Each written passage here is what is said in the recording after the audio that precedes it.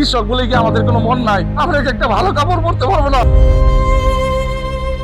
প্রধানমন্ত্রী তারেক রহমানের হাত থেকে কৃষক কার্ড নিয়ে ব্যাপক আলোচনায় আসা সেই ভাইরাল কৃষক কবির হোসেন না ফেরার দেশে পাড়ি জমিয়েছেন। ট্রলের শিকার হয়ে মনের জমাট ক্ষোভ নিয়েই মঙ্গলবার রাতে টাঙ্গাইলের ঘারিন্দা ইউনিয়নের তারটিয়া গ্রামে নিজ বাড়িতে হৃদরোগে আক্রান্ত হয়ে মৃত্যুবরণ করেন তিনি।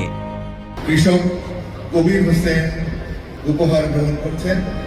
কৃষিকাজের পাশাপাশি কবির হোসেন কৃষিভিত্তিক কন্টেন্ট বানিয়ে সকলের প্রিয় হয়ে উঠেছিলেন। সম্প্রতি প্রধানমন্ত্রী তারেক রহমানের হাত থেকে কৃষক কার্ড নেওয়ার ছবি ও ভিডিও সোশ্যাল মিডিয়ায় ব্যাপকভাবে ছড়িয়ে পড়লে দেশ জুড়ে আলোচনায় আসেন কৃষক কবির হোসেন। শুধু আলোচনা নয়, তথ্য প্রযুক্তির অপব্যবহারে বেশ বিড়ম্বনার মুখেও পড়তে হয় এই কৃষককে।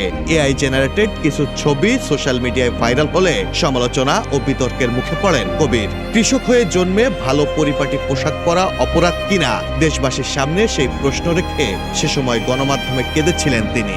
কৃষক বলে কি আমাদের কোনো মন নাই? আমরা একটা ভালো কাপড় পরতে পারবো না।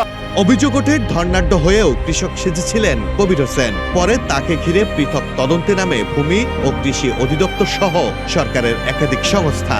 তদন্তে সব বিতর্ক পেছনে ফেলে প্রমাণিত হয় একজন আপাদমস্তক কৃষক ছিলেন কবির হোসেন। পাশাপাশি অতিরিক্ত আয়ের আশায় করতেন কন্টেন্ট ক্রিয়েশন। তারপর থেকেই ভাইরাল কৃষক হিসেবে দেশ জুড়ে পরিচিতি ছড়িয়ে পড়ে কবিরের। কিন্তু ভাগ্যের নির্মম পরিহাসে কৃষক কার্ড পাওয়ার মাত্র 2 মাসের মাথায় না ফেরার দেশে পাড়ি জমালেন এ ভাইরাল কৃষক।